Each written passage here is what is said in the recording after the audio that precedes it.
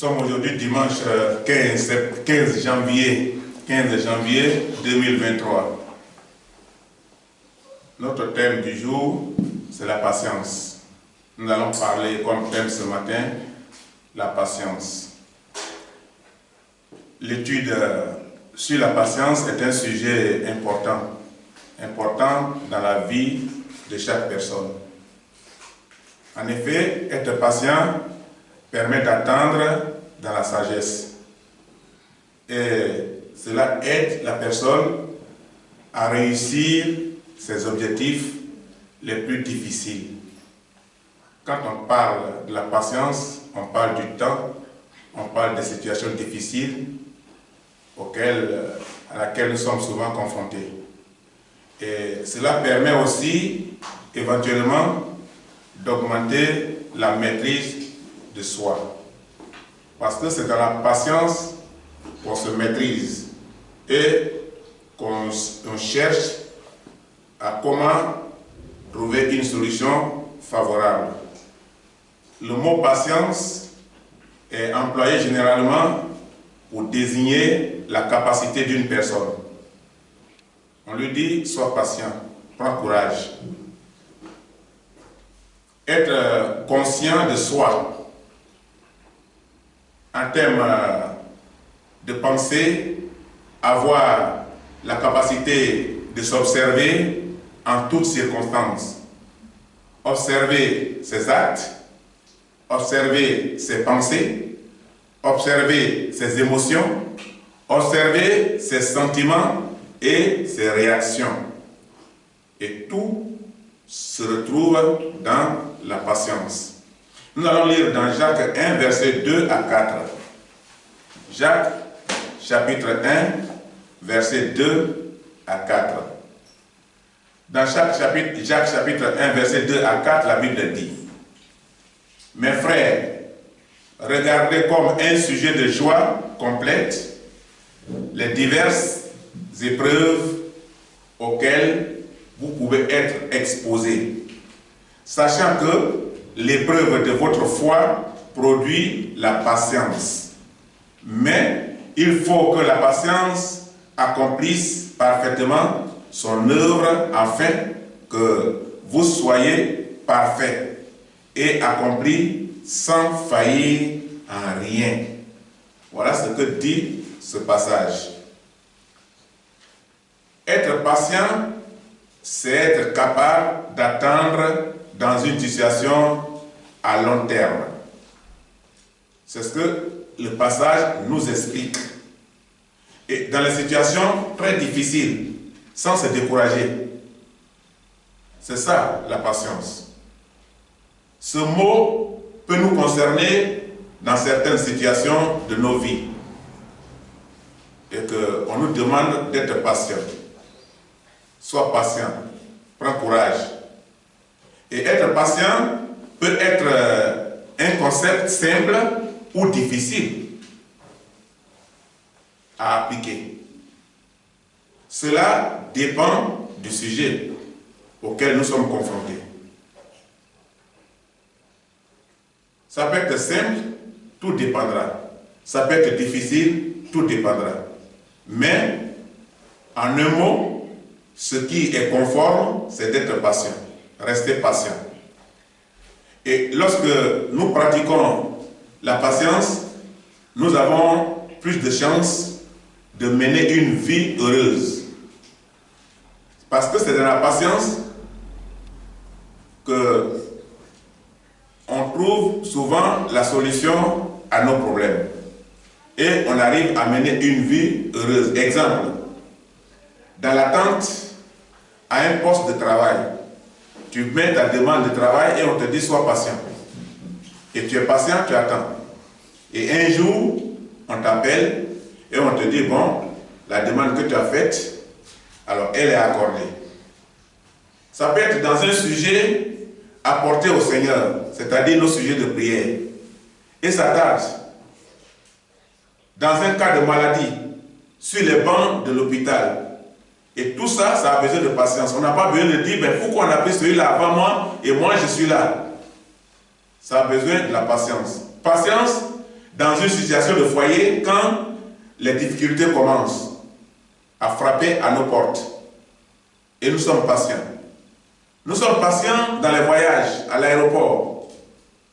Et souvent, on peut nous dire, vous n'allez pas décoller dans cet avion, parce que votre avion va prendre du retard, vous allez partir dans un autre. Et on se plaint, on n'est pas patient. Pourtant, Dieu sait pourquoi ce changement a eu dans notre condition de voyage. Et nous devions être patients pour attendre Dieu. Quel que soit le temps des épreuves ou les difficultés que nous traversons, nous devions garder la patience. Quel que soit le temps, nous devions garder la patience. Le mot patience nous fortifie. Ça nous fortifie dans la foi. Car la foi, c'est croire. Mais croire que nous avons ce que nous ne voyons pas. Et donc, ça nous fortifie dans notre foi. Donc, c'est aussi s'assurer de ce qu'on espère, la foi. Et la conviction des réalités qu'on ne voit pas. Donc, tout ça, ça se fait dans la patience. Parce que sans la patience, nous n'arriverons pas à un résultat favorable et positif. Quand on va à l'école, c'est pour avoir un emploi un jour. Mais le temps d'arriver à cet emploi est long. C'est des années sur des années. Des carrières sur des carrières. Et tout ça, ça a besoin de la patience. Parce qu'on peut faire un échec quelque part, et puis, on peut surmonter l'échec pour avancer. Et on le fait dans la patience, on n'abandonne pas parce qu'on a eu un échec. L'échec peut nous servir de leçon et on prend plus d'intérêt pour apprendre mieux. Et nous allons voir dans Job 19, versets 25-27. Job 19, versets 25-27. Mais je sais que mon Rédempteur est vivant et qu'il se lèvera le dernier sur la terre. Quand ma peau sera détruite, il se lèvera. Quand je n'aurai plus de chair, je verrai Dieu. Je le verrai et il me sera favorable. Mes yeux le verront et non ceux d'un autre. Mon âme languit d'attente au-dedans de moi. Voilà ce que dit ce passage. Maintenant, nous allons chercher à comprendre ce passage. Dans ces versets, nous allons voir ensemble pourquoi être patient est bon. Pourquoi être patient est bon pour nous et comment être patient pour mieux maîtriser notre vie. Parce que sans la patience, on ne peut pas maîtriser notre vie. On fera tout dans la précipitation et on le fera mal. La patience est un moyen d'exercer la maîtrise de soi. On se maîtrise et on a le pouvoir de dominer sur ce qui nous arrive avant de réagir.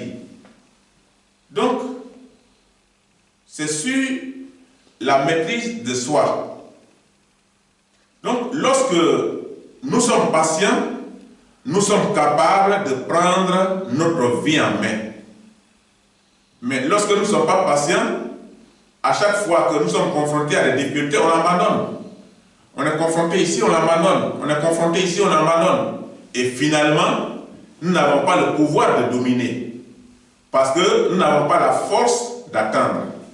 Et puisque nous n'avons pas la force d'attendre, tous les temps, nous serons confrontés à aller ici, sortir là, aller ici, sortir là. Si nous n'avons pas la force d'attendre, nous allons prendre des décisions qui ne sont pas les décisions qui nous aideront. Mais parce que simplement, nous ne voulons pas attendre. Et souvent, il y a des gens qui vont à l'hôpital. ils ne veulent pas attendre. Quand le temps passe, il regarde sa montre, il dit, ah, ça fait au moins demi-heure que je suis ici, je m'en vais. Mais est-ce que son problème est résolu? Son problème n'est pas résolu, il est malade. C'est un homme malade. Mais puisque il n'est pas patient pour attendre son tour chez le docteur, il retourne chez lui avec la maladie. De même que des chrétiens qui vont aussi dans l'église, qui ne sont pas patients d'attendre le résultat de Dieu, le résultat de leur prière adressée à Dieu. Ils prient une fois, deux fois, et ils disent, bon, je ne peux pas attendre. Et ils cherchent la solution ailleurs, chez le charlatan, ou chez le féticheur, parce qu'il n'est pas capable d'attendre dans des moments longs. Et il change de domaine. Dieu n'a pas répondu à temps. Il va voir Satan pour que Satan puisse répondre à sa préoccupation. Donc on ne peut pas en ce moment-là prendre notre vie en main. Et nous connaissons tous l'histoire de Job. Ce que nous venons de lire, le passage de Job, quand nous prenons tout le texte de Job, Job a une histoire meilleure, mais il a aussi une histoire triste. Donc nous connaissons tous l'histoire de Job. Mais l'histoire triste de Job est qu'il avait tout perdu. Il avait perdu ses enfants, 12 enfants, c'est trop, un seul jour. Donc il avait perdu ses enfants, ses troupeaux et sa maison. Donc ça veut dire que ce qu'il avait ici sur la terre et qui le rendait heureux, il avait tout perdu. Mais il était aussi atteint de graves ulcères, il était malade. Or, c'est la richesse, la plus grande richesse de l'homme sur la terre, la santé. Et cette richesse, il a perdu. Parce que c'est la santé qui fait qu'on est heureux, ce n'est pas l'argent. L'argent nous permet de sortir des situations, de nous dépanner et de répondre à nos besoins. Mais quand quelqu'un a l'argent et qu'il se trouve à l'hôpital, qu'il est infirme, qu'il est aidé par des gens, il n'est pas non plus un homme heureux. Et Job, à l'époque, il avait de l'argent, il avait les moyens, il avait des enfants, il avait la maison et il a tout perdu. Et maintenant, il a perdu ce qui lui était cher, la santé. Et la Bible dit qu'il avait de graves ulcères et il souffrait beaucoup. Parce que quand quelqu'un est malade de telle façon, on ne l'approche plus. Il n'a plus d'amis, il n'a plus de parents, il souffre seul. Souvent, on l'abandonne seul. Parce que personne ne veut être contaminé, personne ne veut souffrir à sa place pour l'aider à tout ce qu'il faisait de façon volontaire avant. Peut-être qu'il n'arrive plus, il faut que quelqu'un soit à son service. Donc, il souffrait beaucoup. Il souffrait beaucoup. Il fut même un moment où sa femme lui dit, maudit Dieu et meurt. Parce que ses mains étaient trop mouillées. Elle était fatiguée avec cet homme malade. Et elle voudrait qu'il meure pour qu'elle cherche sa vie ailleurs. Et elle aurait fini avec un homme malade. Donc, Job souffrait beaucoup. En s'appuyant sur l'histoire de Job, pour sa patience, nous devenons meilleurs dans la prise de décision. Parce que ce que nous venons de lire tout à l'heure, qu'est-ce que Job a dit? Je verrai Dieu. Malgré tout ça, je verrai Dieu. Il dit, je sais que mon Rédempteur est vivant. Voici la décision de Job, la seule décision de Job. Je sais que mon Rédempteur est vivant et qu'il se lèvera le dernier sur la terre. Toute sa confiance était en Dieu. Toute sa confiance était en Dieu. Son espoir, c'était Dieu. Donc, l'histoire de Job, ce que l'histoire de Job peut nous enseigner ici, c'est que si nous nous appuyons sur l'histoire de Job, alors nous devenons meilleurs dans la prise de décision. Job, avant de décider, il était patient avec Dieu. Il était malade, il était patient. Il était souffrant, il était patient. Jusqu'à ce que Dieu, un jour, lui tend la main. Le plus important pour Job était qu'après ces graves épreuves sur cette terre, il voit Dieu un jour. Voilà ce qui était important pour Job. Et pour certaines personnes, dès qu'ils essaient ici, ça n'a pas marché, ils vont à gauche, ça n'a pas marché. À la place de Job, ils auraient cherché un charlatan. Ils auraient cherché un féticheur. Ils auraient cherché un guérisseur. Et ils devaient abandonner Dieu parce que pour Dieu là, ça tarde. Mais pour lui, il verra Dieu un jour. Mais aussi, il était dans la conviction que s'il reste patient avec Dieu, Dieu sera capable d'apporter un changement dans sa situation pour sa délivrance, c'est-à-dire pour sa guérison et pour sortir de cette situation. Dieu sera capable. Donc, toute sa vie se reposait sur Dieu. Toute sa vie se reposait sur la foi en Dieu. Il n'avait pas besoin d'aller chez le charlatan, il n'avait pas besoin d'aller chez le guérisseur, il n'avait pas besoin d'aller chez le féticheur. Il avait une conviction, c'était Dieu. Donc, sa prise de décision était dans la patience avec Dieu. Et il savait que Dieu est capable d'apporter un changement dans sa vie. Et l'histoire de Job, c'est ça l'application de la foi. Job a appliqué sa foi. Il a dit, quel que soit le temps, Dieu est là, je le verrai. Mon corps va se détruire. Ma peau va disparaître. Mais je verrai Dieu. Et c'était ça, la décision de Job. Donc, une telle décision s'appelle l'application de la foi. Et la patience nous permet de nous maîtriser. Quand quelqu'un n'est pas patient, il ne peut pas se maîtriser. Tout de suite, il va réagir. Tout de suite, il va réactionner. Et quand quelqu'un est patient, il se maîtrise. Quelqu'un qui est patient peut se maîtriser. Et ça peut nous permettre de faire beaucoup de choses. Et nous sommes plus à l'aise pour prendre le temps d'évaluer des situations difficiles. Quand on est patient, on prend le temps d'évaluer des situations difficiles que nous traversons. Parce qu'au fait, Job était dans le bonheur. Pour d'autres, à la place de Job, la vie était meilleure pour toujours. Mais d'autre part, Job est tombé dans le malheur. Pour d'autres, le malheur n'est pas supportable. Quand tu passes du bonheur au malheur, il faut abandonner Dieu pour chercher une solution ailleurs. Et ce qui arrive chez certaines personnes sur la terre dans ce monde. Mais Job a dit qu'un jour, je verrai Dieu. Et voilà ce que donne la patience de Job. Et dans ce cas-là, il voit qu'un jour, Dieu va l'exaucer. Parce qu'il est dans un test. Dieu est en train de l'éprouver. Comme Dieu l'a fait à Abraham.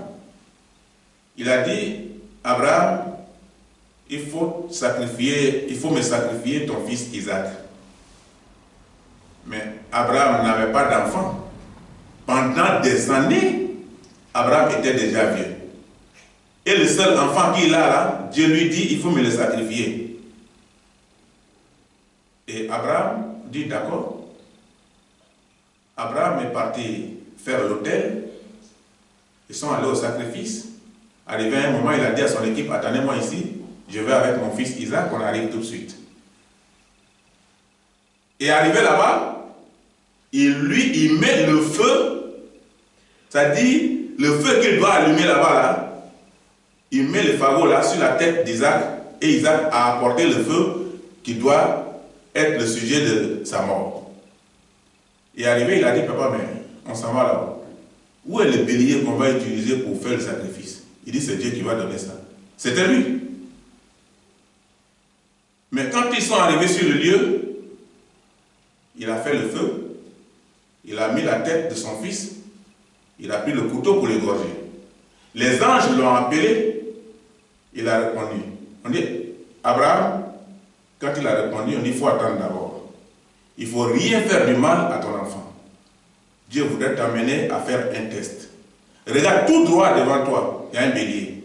Il regarde et il voit le mouton. Il va, il prend le mouton et il vient l'égorger pour sacrifier ça à Dieu et il retourne avec son enfant. Il était dans la patience. Quand il attendait l'enfant, mais ce seul enfant, la foi d'Abraham devait être engagée. Et ici, la foi de Job a été engagée. Et notre foi doit être engagée. Ça doit être engagé. Et l'homme doit être à l'aise, beaucoup plus à l'aise dans ses décisions. Mais dans la patience. L'homme sera capable, mais dans la patience. Pour prendre le temps d'évaluer des situations difficiles. Alors, c'est ce que nous voyons dans l'histoire de Job. Les situations difficiles que nous traversons. Et réfléchir à la façon dont nous souhaitons procéder pour atteindre l'objectif souhaité. Il faut le faire dans la patience. Job était dans cette compréhension parce qu'il connaissait la valeur de la patience dans la foi. Quand on compte sur Dieu. Quand on compte sur Dieu, il faut être patient avec Dieu. Dieu n'est pas un charlatan. Dieu n'est pas un homme. Dieu n'est pas un féticheur pour dire, bon, viens, donne-moi ça, je te jette le courrier. Si tu vas tout de suite là, il faut prendre telle chose, il faut les associer, fais comme ça. Non, Dieu n'est pas là. C'est un Dieu créateur qui a créé l'homme. Et il amène l'homme à vivre la patience avec lui, dans une situation quelconque. Ici, Job était dans cette compréhension, parce qu'il connaissait la valeur de la patience dans la foi. Quand un homme, quand une personne compte sur Dieu, et qu'on attend son intervention, il attend l'intervention de Dieu. Quand on attend l'intervention de Dieu, on est patient dans une situation. C'est pourquoi, si tu es patient dans un sujet, tu dois t'adresser personnellement à Dieu sans intermédiaire. C'est-à-dire que tu ne dois pas compter sur la prière d'autrui. Il faut compter sur ta relation avec Dieu. Et comme tu sais que Dieu peut t'écouter seulement que si tu es fidèle avec toi-même, avec lui, Dieu peut t'écouter seulement que si tu comptes sur lui, Dieu peut t'écouter seulement que si tu places ta foi dans les prières que tu lui as faites, dans l'intention d'obtenir une suite favorable. C'est dans ce temps-là que Dieu va répondre à ta prière. Nous allons voir dans 1 Samuel 1, versets 6 et 7. 6 et 7. 1 Samuel 1, versets 6 et 7. Ça arriva à lui prodiguer les mortifications pour la porter à s'irriter de ce que l'Éternel l'avait rendu stérile. Et toutes les années, il en était ainsi. Chaque fois qu'elle montait à la maison de l'Éternel, Pénina la mortifiait de la même manière. Alors, elle pleurait et ne mangeait point. Voilà ce que Saribal faisait. sa rivale voudrait l'amener à vivre une vie difficile. Elle a commencé à lui compliquer la vie pour que sa vie soit difficile, au point où elle abandonne la foi. Et ça, nous avons lu tout à l'heure dans, je vous ai dit, 1 Samuel 1, verset 6 et le verset 7. Maintenant, qu'est-ce qu'il va se passer? Si nous nous précipitons pour prendre une décision dans certaines situations, cela ne se terminera pas bien pour nous. C'est pourquoi il ne faut pas se précipiter pour prendre une décision. Il faut être patient dans les décisions. On peut faire une grosse erreur et même plus élevée si notre décision est prise à la hâte. Quand notre décision est prise à la hâte, elle n'est pas prise en considération. Elle est prise sur précipitation et on dit de n'importe quoi. On peut faire de n'importe quoi, ce qui n'est pas à la gloire de Dieu. Et puisque ça ne glorifie pas Dieu, Dieu ne nous soutiendra pas. Donc, on peut faire dans la décision à la hâte, on peut faire une grosse erreur, et même plus élevée dans nos décisions. Parce que la patience nous donne le temps de réfléchir sur notre décision. Si quelqu'un vous écrit tout à l'heure une lettre, et dans sa lettre, il vous insulte, vous prenez la lettre, vous finissez de lire, ah bon, il m'a insulté. Vous prenez votre feuille, vous prenez votre bic, vous serez plus agressif que lui.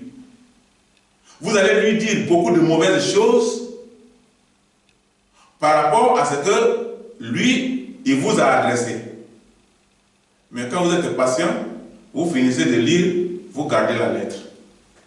Un jour passe, 2 jours passent, 3e jour, vous prenez la lettre, vous êtes déjà déchargé de la colère. Donc, vous avez été patient. Et lorsque vous reprenez la lettre que vous lisez, vous lui répondez même, écoute, je ne comprends pas. Pourquoi tu peux aller jusqu'à ce niveau, me dire tout ça? Je crois que ça n'avait pas d'importance.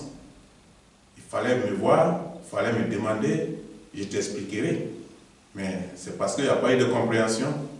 Mais dès que tu disposeras du temps, cherche à me voir, appelle-moi. Quand la personne prend la lettre là-bas et la personne est déçue, la personne est complètement déchargée. Parce que ce n'est pas la suite que la personne attendait de vous. La personne engageait déjà une guerre entre vous. Une guerre de communication qui va vous envoyer à être ennemi juré, ne même plus vous voir. Ou peut-être que l'un ou l'autre prendra la décision même de vouloir détruire la vie de l'autre. Voilà souvent ce qui arrive. Et il faut être patient. Le verset nous dit qu'Anne était dans les problèmes. Parce que c'était des problèmes. Anne, pardonnez-moi, était entre 2 situations. Anne était entre situation stérile et puis elle était aussi confrontée à une famille dans la même famille, sa rivale et ses enfants. Quand Anne envoyait un de ses enfants, non, c'est pas moi qui t'ai dit de ne pas faire d'enfant. Si tu es stérile, c'est ton problème. Il ne faut pas envoyer mes enfants, il faut enfanter. Enfanter n'est pas une chose facile. Tu as compris? Il faut que ce soit la dernière fois. Elle se tourne vers ses enfants et dit, si elle vous envoie, n'allez pas. Donc Anne était dans les problèmes. Elle avait un souci d'enfant. Et en plus de cela, sa rivale profitait de sa situation pour se moquer d'elle, afin de l'affaiblir spirituellement, de l'affaiblir davantage, pour lui faire perdre sa foi, la foi qu'elle avait en Dieu, ou la foi qu'elle a en Dieu. Pour lui faire perdre sa patience, et son espoir envers Dieu. L'espoir qu'elle a envers Dieu, qu'un jour Dieu lui répondra. Parce qu'elle continue de prier. C'est qu'elle a encore espoir en Dieu. Et tout ce qui lui est arrivé là, c'était pour l'amener à se détourner de la foi, à se détourner de son espoir et de sa confiance en l'Éternel. Dans la patience, il peut y avoir la provocation. La provocation pour que tu abandonnes la foi. Les gens peuvent te provoquer. Les gens peuvent t'insulter. Les gens peuvent t'emmener dans le sujet pour te détourner de la foi. Donc, il peut y avoir des provocations. C'est pourquoi sa rivale lui prodiguait des mortifications pour la porter à s'irriter contre Dieu, à se fâcher contre Dieu, à être en colère contre Dieu, pour dire que Dieu ne pense pas à elle, que Dieu est mauvais, contre son mari et contre tous ceux qui l'insultaient, et perdre la maîtrise de soi. Parce que quand on arrive à t'amener à perdre la maîtrise de soi, c'est fini, tu es emporté. Satan va t'avoir. C'est le piège du diable. Et c'est ce que sa rivale était en train de lui dire. C'est ce que sa rivale était en train de faire pour qu'elle perde directement la direction de Dieu. Voilà, elle était dans les problèmes. Elle était dans double problème. Parce que Dieu, elle ne voit pas. Mais elle est en train de lui demander l'enfant. Par contre, elle voit des gens à côté d'elle qui sont en train de l'insulter chaque jour. Alors qu'est-ce qu'il faut faire? Il faut être patient. Il faut être patient dans les décisions. Et Anne était patient dans les décisions. Anne n'a pas répondu à ces personnes. La patience peut durer des jours. La patience peut durer des mois ou même des années. Comme par exemple le cas de cette femme. C'est après plusieurs années d'attente, beaucoup de patience et de prière, que cette femme obtient l'exaucement de sa demande faite à Dieu. Et on le trouve au verset 20. Elle a été exaucée. Mais après beaucoup de temps, après beaucoup de patience, après beaucoup d'années, elle n'a jamais été une femme qui prend les décisions dans la précipitation. Elle consulte Dieu dans la patience. Dans la patience, on consulte Dieu. On a le temps de demander à Dieu, si je dis ça, c'est bon. Si je fais ça, c'est bon. Et c'est ce que Anne faisait avec le Seigneur. Et même dans la prière dans le temple, son pasteur lui a même dit des choses dures. Si tu as bu, Anne, ici, là, c'est le temple de Dieu. Il ne faut pas manifester ici la vie d'une femme qui a bu. Elle dit, Seigneur, je n'ai pas bu. Je suis en train d'expliquer mon problème à Dieu. Et comme c'est à Dieu que je le parle de façon interne. Et l'homme de Dieu lui a dit que ta prière soit exaucée.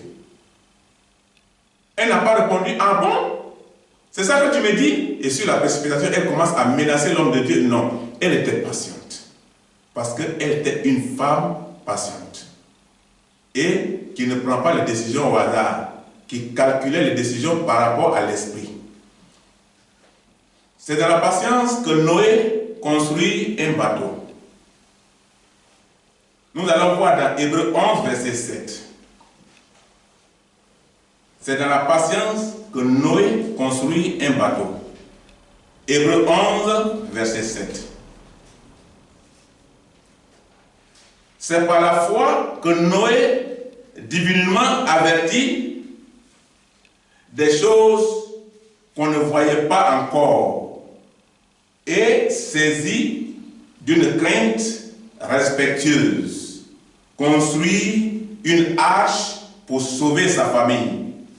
C'est par elle qu'il condamna le monde et devenu héritier de la justice qui s'obtient par la foi. Voilà ici comment Dieu va utiliser Noé. La vraie foi se traduit toujours en action. Et Dieu va envoyer Noé à vivre l'action, à faire l'action. Lorsque quelqu'un place sa confiance en Jésus, il reçoit la vie éternelle. Mais le désir de Jésus est qu'il se comporte en enfant de Dieu et accomplit des bonnes œuvres. Voici d'abord le premier désir de Christ envers celui qui croit en lui. On le reconnaît par sa façon de vivre, ce qu'il fait et ce qu'il dit. Quand un chrétien arrive quelque part, c'est dans sa causerie qu'on le reconnaît. Il n'est pas vulgaire, il est patient dans les réponses. C'est sa façon de faire qu'on le reconnaît. Il n'est pas en train de boire de l'alcool n'importe comment avec les autres. C'est dans sa façon de faire et de vivre qu'on le reconnaît, et on le reconnaît par ce qu'il dit, ce qui sort de sa bouche. Noé était un homme fidèle par sa façon de vivre. Pendant que toute l'humanité vivait le désordre, Noé était fidèle. Et Dieu le voyait fidèle parmi l'humanité. Noé habite quelque part en Mésopotamie, dans l'Irak actuel, entre les fleuves Tigre et Euphrate. Un jour, l'Éternel va le voir et lui a dit: tu vois, Noé, combien les êtres humains sont corrompus, combien ils sont mauvais, combien ils m'ont abandonné, combien ils ne m'écoutent plus, et je ne peux plus les supporter. Alors, je vais te donner des instructions. Alors, j'ai décidé de faire venir un déluge et de les détruire tous, sauf toi. Donc, je veux que tu construises un bateau pour sauver ta famille. À cause de sa fidélité, Dieu va le protéger. Non seulement il va le protéger, mais il va aussi l'utiliser.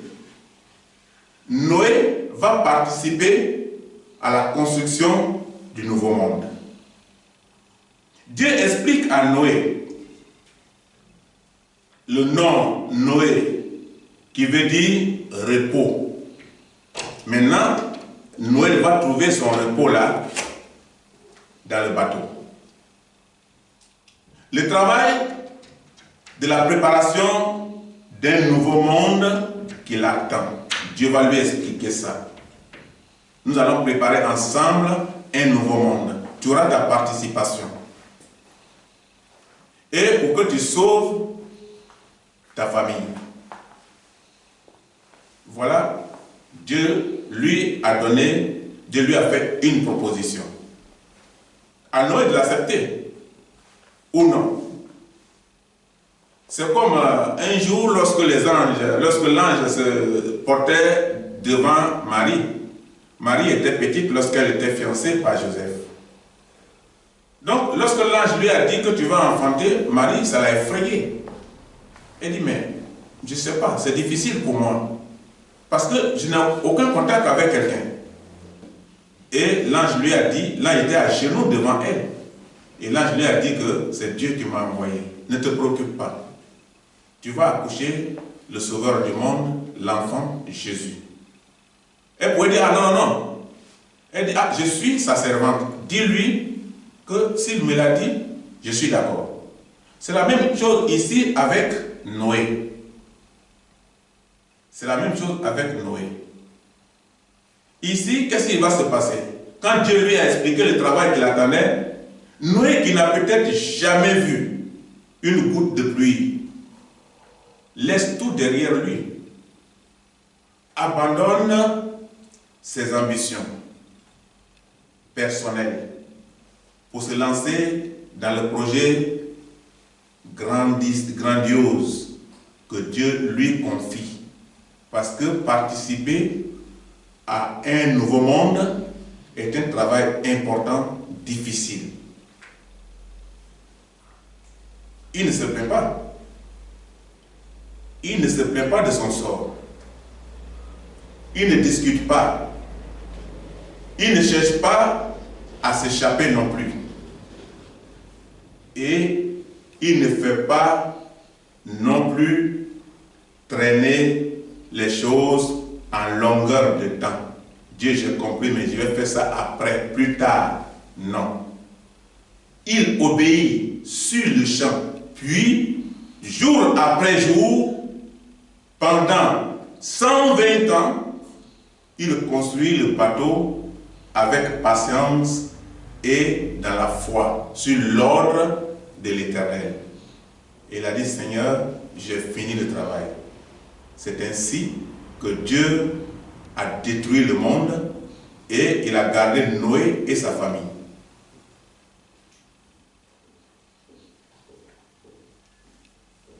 Dans 1 Roi 5, verset 3 et le verset 5, 1 Roi chapitre 5, verset 3 et le verset 5, la Bible dit, tu sais que David, mon père, n'a pas pu bâtir une maison à l'Éternel, son Dieu, à cause des guerres dont les ennemis l'ont enveloppé, jusqu'à ce que l'Éternel les eut mis sous la plante de ses pieds. Voici, j'ai l'intention de bâtir une maison au nom de l'Éternel, mon Dieu, comme l'Éternel l'a déclaré à David, mon père, en disant, ton fils que je mettrai à ta place sur ton trône, ce sera lui qui bâtira une maison à mon nom. Ici, bâtir un temple n'est pas une chose facile. Quand on veut travailler pour une église, quand on veut être membre d'une église, quand on veut participer à la construction d'une église, à la prospérité d'une église, bâtir un temple n'est pas une chose facile. Il y aura des attaques pour empêcher que Dieu soit glorifié.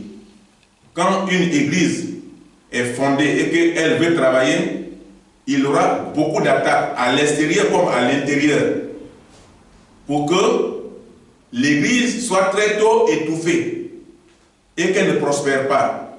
En ce moment-là, Dieu ne peut pas être glorifié. C'est pourquoi tu dois te rendre disponible à l'appel de Dieu pour qu'il te révèle des choses spirituelles.